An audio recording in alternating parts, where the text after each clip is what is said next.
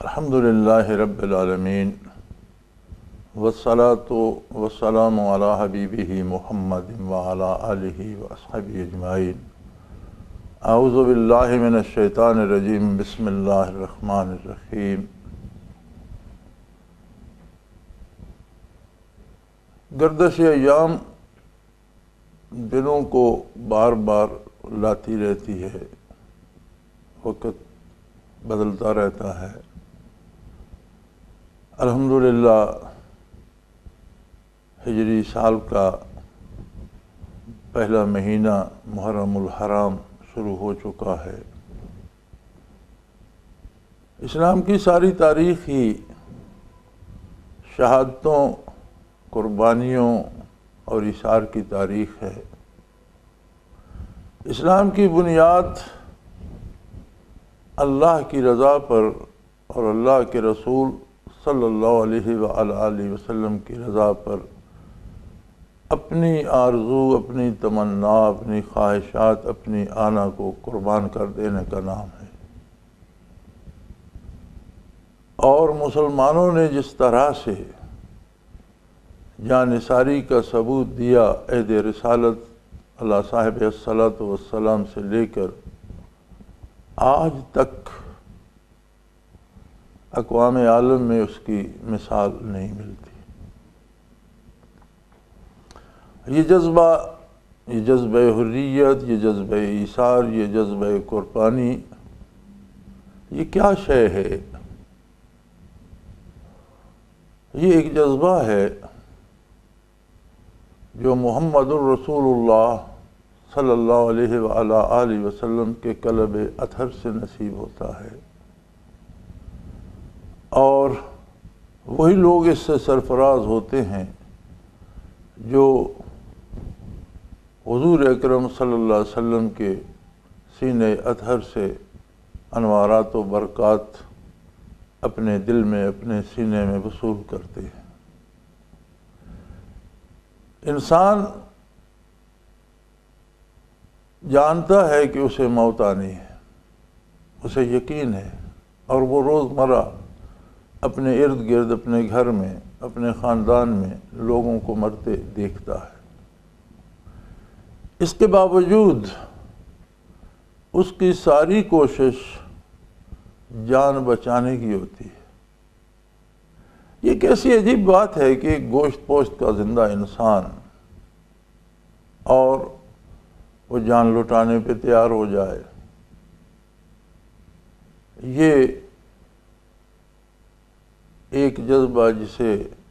لوگ محبت کہتے ہیں، جس کی ادیب، دانشور اور شعراء مختلف تعبیریں کرتے ہیں، جسے گل و بلبل اور چاند چکوری کے افسانوں میں سمویا جاتا ہے۔ دراصل یہ اس جذبہ محبت کی معراج ہے کہ کوئی اللہ اور اللہ کے رسول صلی اللہ علیہ وسلم سے، آپ کے ارشادات عالیہ سے وہ محبت کرے کہ اس پہ جان لٹا دے۔ یہ حقیقی محبت ہے اور یہ محبت کی معراج ہے۔ اور ان عشاق کے لیے رب جلیل کا ارشاد ہے، اعوذ باللہ من الشیطان الرجیم، بسم اللہ الرحمن الرحیم، وَلَا تَقُولُوا لِمَنْ يُقْتَلُ فِي سَبِيلِ اللَّهِ أَمْوَاتٌ بَلْ أَحْيَاءٌ وَلَٰكِن لَا تَشْعُرُونَ۔ کہ اس راہ میں جو لوگ جان دیتے ہیں، جو اللہ کے رسول صلی اللہ علیہ وآلہ وسلم کی محبت میں جان لٹاتے ہیں، قتل ہوتے ہیں۔ اور یہ بات ہے کہ قتل بدن پہ صادر ہوتا ہے، قتل کا وقوع جسم کے پرخچے اڑ جاتے ہیں، گردنیں کٹ جاتی ہیں، سینہ چھلنی ہو جاتا ہے، بہرحال جسم کو نقصان پہنچتا ہے اور انسان موت کی نیند سو جاتا ہے۔ لیکن اللہ کریم فرماتے ہیں جو اللہ کی راہ میں مارے جاتے ہیں، بے شک ان کے جسم کے پرخچے اڑ جائیں، بے شک آپ ان کا جنازہ پڑھیں، بے شک آپ نے انہیں دفن کر دیا، لیکن لا تقولوا، مت کبھی بھی ایسا نہ کہو کہ وہ مر چکے ہیں، بل احیاء، حالانکہ وہ تو زندہ ہیں، ولکن لا تشعرون، انسانی شعور کی حدوں سے بالا تر ہے یہ زندگی، انسانی شعور اور انسانی علوم اس کا ادراک نہیں کر سکتے کہ ایک بدن کٹ پھٹ گیا، اس سے روح پرواز کر گئی، اسے دفن کر دیا گیا، اس کی قبر بن گئی، لیکن وہ زندہ ہے۔ بلکہ دوسری جگہ ارشاد فرمایا وَلَا تَحْسَبَنَّ الَّذِينَ قُتِلُوا فِي سَبِيلِ اللَّهِ امواتا، اللہ کی راہ میں جو قتل ہوتے ہیں، شہید ہوتے ہیں، ان کے بارے یہ سوچنا بھی درست نہیں ہے، ایسا سوچو بھی مت، بل احیاء عند ربہم یرزقون، اللہ کے نزدیک وہ زندہ ہیں اور رزق دیے جاتے ہیں، کھاتے پیتے ہیں۔ مگر یہ بات انسان کے مادی علوم کے ادراک سے بالا تر ہے۔ یوں تو جیسے میں نے عرض کیا، تاریخ اسلام قربانیوں ہی کی ایک مسلسل داستان ہے، نہ ختم ہونے والی، اور انشاءاللہ العزیز جب تک مسلمان موجود ہیں یہ داستان رقم ہوتی رہے گی، اور مسلمان قیامت تک رہیں گے۔ یہ آخری امت ہے، آخری کتاب ہے اور آخری نبی ہے صلی اللہ علیہ وسلم۔ قیامت تک نبوت بھی آپ ہی کی رہے گی، دین آپ کا رہے گا، آپ کے جانثار بھی جانیں لٹاتے رہیں گے۔ مگر محرم الحرام کی قربانی جو خاندان نبوت نے دی، جس کی قیادت نواسۂ رسول اکرم صلی اللہ علیہ وسلم حضرت حسین رضی اللہ تعالی عنہ فرما رہے تھے، وہ بالکل مختلف طرح کی ہے۔ شہادتیں تو حضور اکرم صلی اللہ علیہ وسلم کے زمانے مبارک میں بھی ہوئیں، مکہ مکرمہ میں لوگ شہید ہوئے، مدینہ منورہ میں شہید ہوئے، بدر و احد میں شہید ہوئے، غزوات و سرایا میں شہید ہوئے، اور جانیں نچھاور کرتے رہے۔ سب کا اپنا اپنا مقام ہے، سب کی اپنی اپنی جگہ اور سب کا اپنا اپنا احترام ہے، لیکن یہ قربانی جو حضرت حسین رضی اللہ تعالی عنہ نے دی، یہ بہت سے حوالوں سے بالکل مختلف ہے۔ جو لوگ بدر و احد میں شہید ہوئے، مکہ مکرمہ میں شہید ہوئے، غزوات و سرایا میں شہید ہوئے، ان کا مقابلہ صریح کفر سے تھا، اور ایسے لوگوں سے تھا جو رسول اللہ صلی اللہ علیہ وسلم کے مقابل تھے، مشرکین تھے، بت پرست تھے، کفار تھے، ظالم تھے، اور خود سر تھے، مطلق العنان تھے، اللہ کی نافرمانی کرتے تھے، اللہ کی مخلوق پہ ظلم کرتے تھے، اور جب رسول اللہ صلی اللہ علیہ وسلم کی طرف سے آواز حق ان تک پہنچا تو اس نورانی آواز کو مٹانے کے لیے کمر بستہ ہو گئے، اور آپ کے خدام نے قربانیاں دے کر ان کو ختم کر دیا، اور آواز حق ہمیشہ ہمیشہ کے لیے زندہ ہے اور زندہ رہے گا۔ لیکن حضرت حسین کی شہادت کی داستان الگ ہے۔ یہ یزید کے حکمران بننے سے شروع ہوتی ہے، اور بڑی عجیب بات ہے کہ نہ ہی یزید نے کوئی الگ دین اختیار کیا تھا، اور نہ ہی وہ لوگ جو اس ظلم کے ذمہ دار ہیں کسی اور مذہب کے پیروکار کہلاتے تھے۔ سب سے عجیب بات یہ ہے کہ جس نبی کا کلمہ پڑھنے کا دعویٰ کرتے ہوں، اسی کے خاندان کو خاک و خون میں ملا دیں۔ یہ کتنے بدبخت تھے، کتنے بد نصیب تھے، اور کتنے سخت دل لوگ تھے، یہ بات عقل میں نہیں آتی، شعور میں نہیں آتی، سمجھ میں نہیں آتی۔ یزید سے اختلاف کسی بہت بڑی اور مذہبی بات پر نہیں تھا، بلکہ بہت سے لوگ یزید سے متفق بھی تھے، بہت سے لوگ بیعت بھی کر چکے تھے، حکومت اس کے پاس تھی۔ حضرت حسین رضی اللہ عنہ کے نگاہ باریک بین کے مطابق بنیادی بات یہ تھی کہ حکومت کسی کی بھی ہو، وہ نمائندہ ہے، اور حکومت اللہ کی ہے، اللہ کے دین کی ہے، اللہ کے رسول صلی اللہ علیہ وآلہ وسلم کی ہے، اور جس کے پاس اختیارات ہیں اور وہ مسلمان ہے اور وہ کلمہ پڑھتا ہے تو اسے اللہ و اللہ کے رسول کی احکام کو نافذ کرنا ہے، ان کی تنفیذ کا ذمہ دار ہے، لوگوں پر اپنی پسند مسلط کرنے کا اسے کوئی حق نہیں۔ ہاں شورا بنی، پھر شورا کا بعد میں اسمبلی نام ہو گیا، اسمبلیاں، سینٹ، یہ سب ادارے کیا ہیں؟ یہ مشورے کے ادارے ہیں کہ کوئی شخص اللہ و اللہ کے رسول کے حوالے سے، کہ یہ بھی اللہ کا حکم ہے، اپنی رائے مسلط نہ کرے۔ ایک تو ہوتا ہے براہ راست کوئی اپنی رائے مسلط کرتا ہے، ایک ہیلا یہ بھی ہوتا ہے کہ کوئی اپنی رائے کو اللہ کا اور اللہ کے رسول صلی اللہ علیہ وسلم کا اور دین کا حکم بنا کر مسلط کر دے۔ تو یہ جو جنہیں شورا کہا جاتا ہے، یا آپ اسمبلی کہہ لیں، صوبائی ہے، قومی ہے یا سینٹ ہے، تو یہ ادارے اس لیے ہیں کہ وہ واقعی حق و انصاف ہو، صداقت ہو، اور اللہ کے رسول کے حکم کے مطابق ہو، کسی کی شخصی رائے نہ ہو۔ جہاں تک عوام اور عوامی رائے کا تعلق ہے تو اللہ و اللہ کے رسول کا ہر حکم نہ صرف عوام بلکہ کائنات کی بہتری اور فلاح کے لیے ہے۔ ایک ایک ذرے کی بہتری، ایک ایک ذرے کو اس کے حق کی رسانی، اور ایک ایک فرد تک اس کے حقوق کے پہنچانے کا اہتمام اللہ کے احکام میں، اللہ کے رسول کے احکام میں موجود ہے۔ حضرت حسین رضی اللہ عنہ کی رائے میں یزید کی حکومت میں تھوڑی سی تبدیلی آ گئی، اور بعض احکام میں وہ اپنی پسند کو دخل اندازی کرتا تھا، ان پر عمل کرانے کی کوشش کرتا تھا۔ لہٰذا آپ مدینہ منورہ میں تھے، آپ نے وہاں بیعت یزید کی نہیں کی، مکہ مکرمہ تشریف لے گئے، اور پھر وہاں سے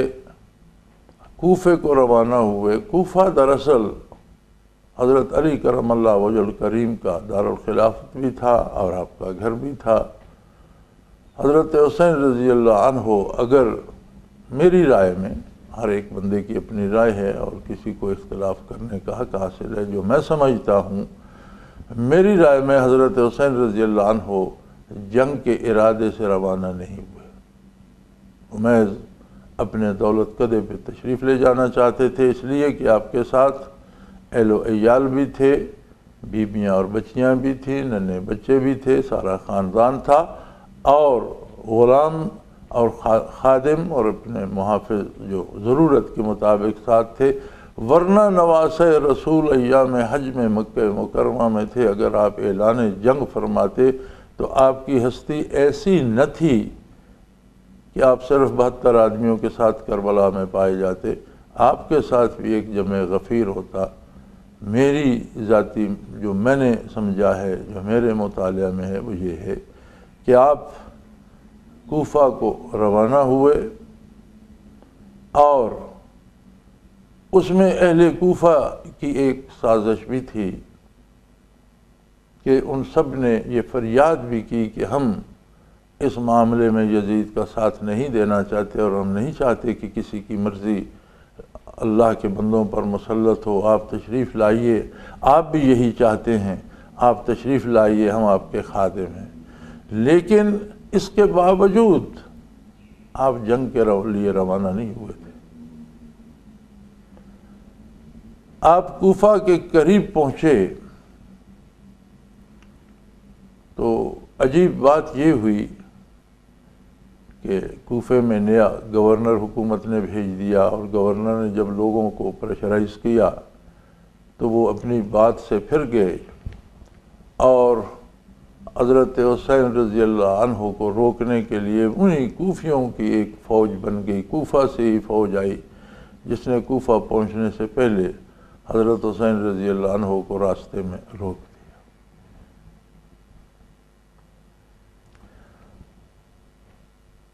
جب آپ کے قافلے کو روکا گیا تو مطالبہ یہ کیا گیا کہ آپ جہاں جی چاہے جائیں، آپ کوفہ جائیں، بے شک جائیں، لیکن آپ یزید کی بیعت کر لیں، حکومت کے ساتھ آپ کا اختلاف ختم ہو جائے، پھر آپ آزاد ہیں، چاہیں واپس جائیں، چاہیں کوفہ جائیں، کوفہ رہیں، مدینہ منورہ رہیں، مکہ مکرمہ رہیں، کوئی پابندی نہیں۔ آپ نے فرمایا کہ تم میں سے کوئی شخص ایسا نہیں ہے جس کے ہاتھ پر میں حسین رضی اللہ تعالی عنہ یزید کی بیعت کروں۔ تمہاری کیا حیثیت ہے میرے مقابلے میں کہ تم مجھ سے بیعت کا مطالبہ کرتے؟ ہاں، تم مجھے چھوڑ دو، میں خود یزید کے ساتھ معاملہ طے کر لیتا ہوں، میں بیعت کروں گا یا نہیں کروں گا، وہ مجھے قید کر دے گا یا شہید کر دے گا، کیا ہوگا یہ تمہارا مسئلہ نہیں ہے، لیکن تم مجھے یزید کے روبرو جانے دو۔ اور اس بات پر اس لشکر کے سالار نے اتفاق کر لیا۔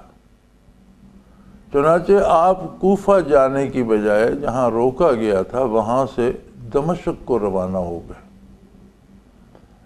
اور دمشق بہت دور مغرب کی طرف تھا، تو کوفہ کے باہر سے گزرتے ہوئے، دور سے گزرتے ہوئے آپ تیسری منزل کربلا ہے، یہ اس راستے پر ہے جو راستہ کوفہ سے دمشق کو جاتا ہے۔ آپ رضی اللہ تعالی عنہ کوفہ نہیں پہنچے، بلکہ وہاں سے وہ لشکر بھی ہمراہ تھا۔ آپ تیسری منزل پر کربلا پہنچے۔ اب کربلا سے آگے دمشق کا راستہ تھا جس پر آپ نے دمشق کو جانا تھا، تو بات بدل گئی۔ اس کی ایک وجہ مورخین یہ بھی لکھتے ہیں کہ اہل کوفہ نے جو دعوت نامے بھیجے تھے اور جو قول و اقرار کیے تھے اور جو خط لکھے تھے، تو سرداران کوفہ اور بڑے بڑے لوگوں کے وہ خطوط تھے، اور وہ ایک خرجین بھری ہوئی حضرت حسین رضی اللہ عنہ کے پاس تھی۔ ایک وجہ یہ بھی ہو سکتی ہے کہ ان لوگوں نے یہ سوچا کہ اگر یہ یزید کے پاس پہنچے اور یہ سارے خطوط پیش کیے تو ہماری شامت آ جائے گی کہ تم حکومت کے خلاف سازشیں کرتے ہو۔ چنانچہ کربلا میں انہوں نے مطلقاً روک دیا اور ہر طرح سے مجبور کرنے کی کوشش کی کہ آپ یزید کی بیعت فرمائیں۔ آپ نے اس سے بالکل انکار کر دیا، اور آپ نے 3 مطالبات پیش فرمائے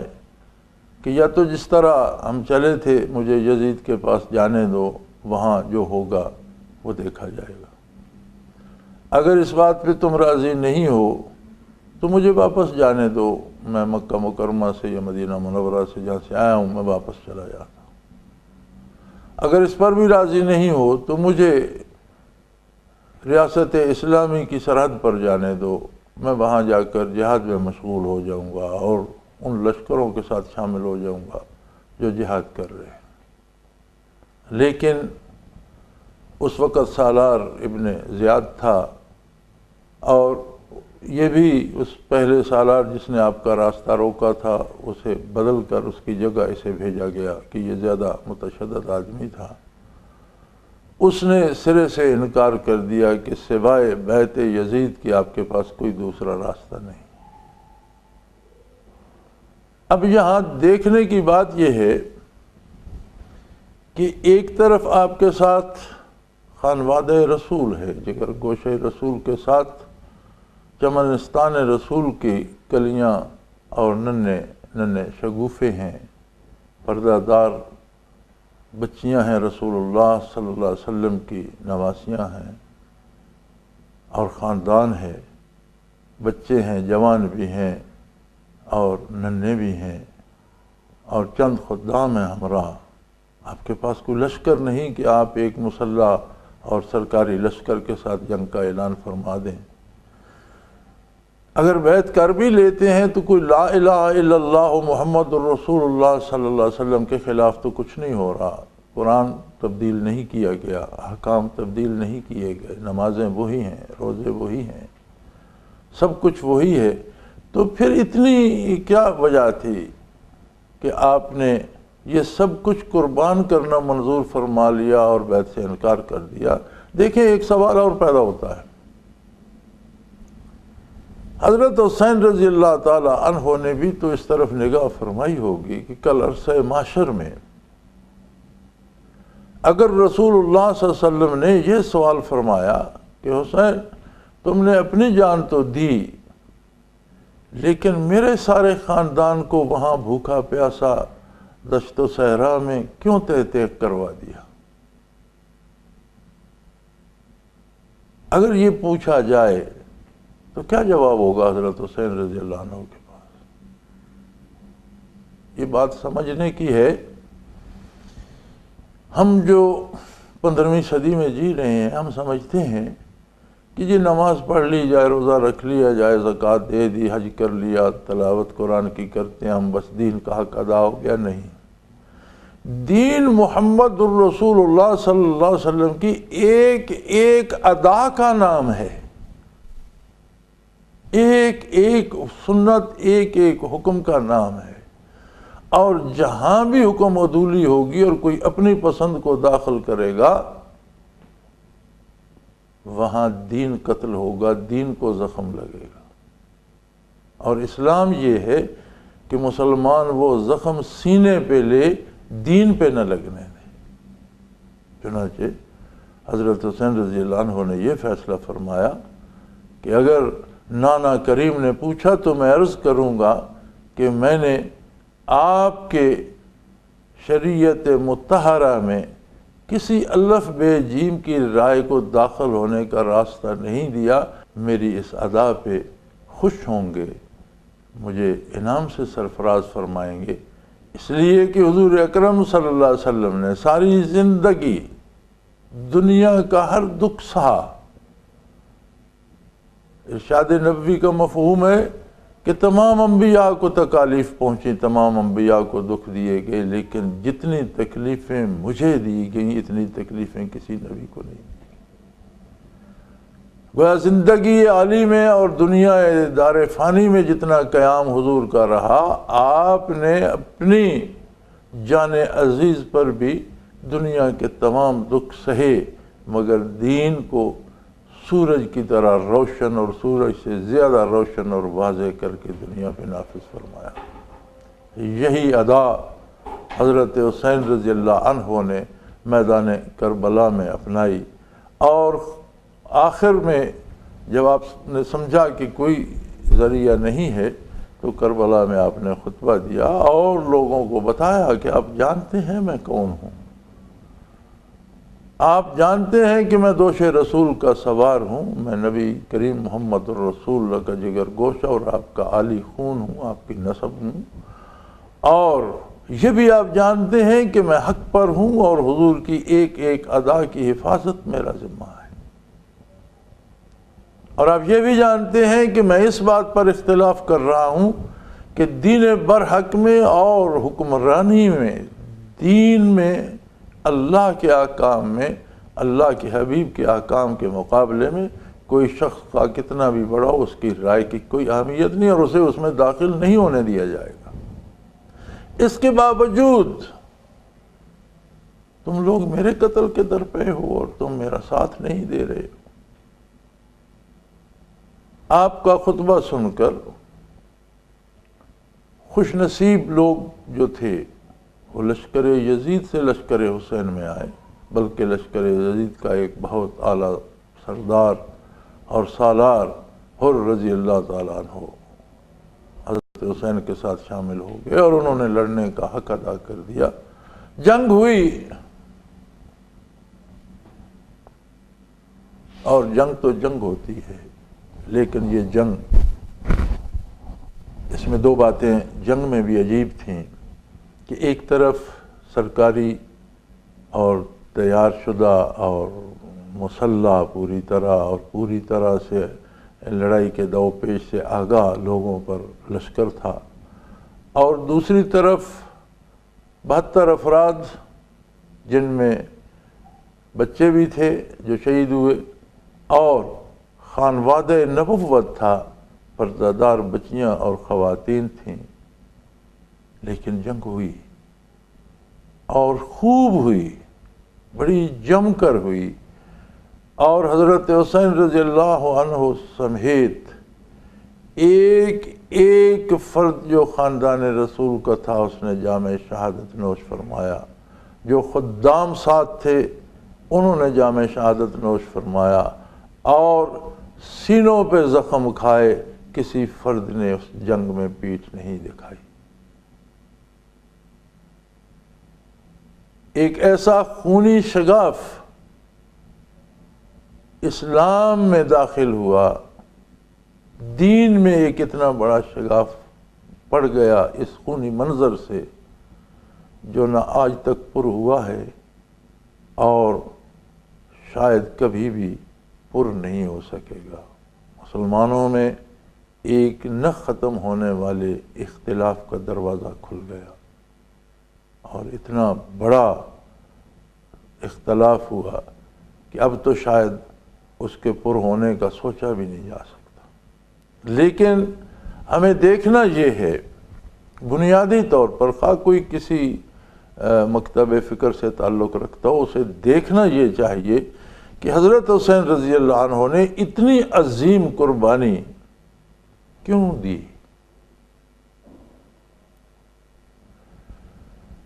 تاریخ بتاتی ہے کہ کلمہ طیبہ کو کوئی خطرہ نہیں تھا، تاریخ میں موجود ہے کہ قرآن حکیم کو کوئی خطرہ نہیں تھا۔ ہاں، جو غلط تعبیریں اور غلط تعویلیں اپنی رائے سے کوئی گھڑ کے اپنی مرضی مسلط کرنا چاہتا ہو، اپنی رائے سے حکومت کرنا چاہتا ہو، اپنی پسند کو داخل کرنا چاہتا ہو، یہ دروازہ بند کرنے کے لیے حضرت حسین رضی اللہ عنہ نے اتنی بڑی قربانی دی کہ جس گردن پر محمد رسول اللہ کے لبہائے مبارک کے بوسوں کے نشان ثبت تھے، وہ گردن خنجر سے کٹ گئی۔ جو سینہ حضور کے سینے اطہر پہ رہا کرتا تھا اور جو وجود دوش اطہر پہ سواری کرتا تھا، وہ نیزوں اور تینوں سے چھلنی ہو گیا۔ آج ہم مختلف طریقوں سے محرم الحرام کی یاد بھی مناتے ہیں، مختلف رسومات بھی ادا کرتے ہیں، اپنے اپنے طریقے، اپنے اپنے عقیدے، اپنے اپنے نظریے کے مطابق مختلف لوگ مختلف کام کرتے ہیں۔ کوئی اسے بڑا دکھ سمجھ کر روتا ہے، پیٹتا ہے، ماتم کرتا ہے، جلوس نکالتا ہے۔ کوئی ان کے ایصال ثواب کے لیے شربت بنا کر لوگوں میں تقسیم کرتا ہے، کوئی دیگیں پکا کر تقسیم کرتا ہے، کوئی مختلف عبادتیں کرتا ہے اور ایصال ثواب کرتا ہے، کوئی ختم پڑھاتا ہے، پڑھتا ہے، قرآن کریم پڑھتا ہے۔ یہ ساری باتیں تو ہو رہی ہیں، لیکن اصل بات جس کے لیے حضرت حسین رضی اللہ عنہ نے قربانی دی، کیا ہماری توجہ اس طرف بھی ہے؟ کیا ہم سب آج یہ بھی سوچ رہے ہیں کہ دین کے احکام اور محمد الرسول اللہ صلی اللہ علیہ وسلم کے ارشادات عالی کا کتنا احترام ہو رہا ہے اور ان پر کتنا عمل ہو رہا ہے؟ اور پھر یہ دیکھنے کے لیے بھی ہم دوسروں کو دیکھتے ہیں، دوسروں کو نہیں، سب سے پہلے اپنے آپ کو، اپنی ذات کو، اپنے کردار کے سانچے پہ لایا جائے کہ مجھ میں حسینیت کتنی ہے، اور کہیں میرے دامن میں بھی کوئی یزیدیت تو نہیں پیوستہ، کہیں میں بھی آپ صلی اللہ علیہ وسلم کے احکام کی خلاف ورزی تو نہیں کر رہا۔ اور اگر ہم اپنا محاسبہ کریں اور ایک طرف حسینیت، تحفظ ادائے رسول اکرم صلی اللہ علیہ وسلم، آپ کے ایک ایک حکم، سنت، واجب، مستحب تک کی نگہداشت، اور دوسری طرف اپنی پسند، جسے میں تو یزیدیت کہوں گا کہ ہم دین کے مقابلے میں جب اپنی رائے پہ عمل کرتے ہیں تو چھوٹا ہے تو چھوٹی یزیدیت ہے، بڑا کام ہے تو بڑی ہو جائے گی، لیکن ہوگی یزیدیت۔ تو یہ حسینیت و یزیدیت کی جنگ جیسے وہ کہا گیا ہے کہ ستیزہ کار رہا ہے ازل سے تا امروز، چراغ مصطفی سے شرار بو لہبی۔ حق و باطل کی جنگ جو ہے وہ ازل سے ہے اور ہمیشہ رہے گی۔ دنیا میں شیطان بھی قیامت تک موجود ہے، انسان کا نفس بھی امارہ ہے، اور دوسری طرف اللہ کا پیغام اور اللہ کے بندے اور اللہ کا پیغام پہنچانے والے بارگاہ رسالت کے خدام بھی اپنی پوری جاں فشانی سے لگے ہوئے ہیں۔ وہ لوگ بھی موجود ہیں جو آج بھی جانیں نچھاور کر رہے ہیں، اور وہ لوگ بھی موجود ہیں جو آج بھی شب بھر اللہ کی یاد میں کھڑے رہتے ہیں۔ وہ لوگ بھی موجود ہیں جو ایک ایک ادائے رسول پہ فدا ہو رہے ہیں۔ لیکن ہمیں دیکھنا یہ ہے کہ اس سارے منظر میں کہاں ہوں؟ میرے دامن میں حسینیت ہے یا کہیں خدا نخواستہ کوئی یزیدیت کا داغ تو نہیں پڑ گیا؟ اگر ہم اس طرف توجہ فرمائیں تو شاید جو جھگڑے ہم فرقہ پرستی اور مذہب کے نام پہ کرتے ہیں ان کی گنجائش باقی نہ رہے، اور ہم ایک دوسرے سے لڑنے اور جھگڑنے کی بجائے، یہ لڑائی بھی تو اسی بات پر ہے کہ ہم دوسرے پر اپنی رائے مسلط کرنا چاہتے ہیں۔ یہ کوئی شرعی حکم تو نہیں ہے، کوئی نبی کریم صلی اللہ علیہ وسلم کا ارشاد تو نہیں ہے، کوئی قرآن کا حکم تو نہیں ہے، کوئی سنت فرض واجب تو نہیں ہے۔ ہم اپنی رائے، یعنی محرم الحرام میں بھی ہم یہ چاہتے ہیں کہ جو کوئی بھی کچھ کرنا چاہتے ہیں وہ میری پسند سے کرے۔ بات تو وہیں آ پہنچی۔ تو اگر ہم یہ اپنی رائے چھوڑ کر احکام شریعت اور اتباع رسالت کو اپنائیں، تو اگر فرقہ بندی ختم نہ ہو تو جنگ و جدل ختم ہو جاتا ہے۔ اللہ کریم ہمیں اس کی توفیق عطا فرمائے اور ہمیں حق پر اور صداقت پر قائم رکھے۔ وآخر دعوانا ان الحمدللہ رب العالمین۔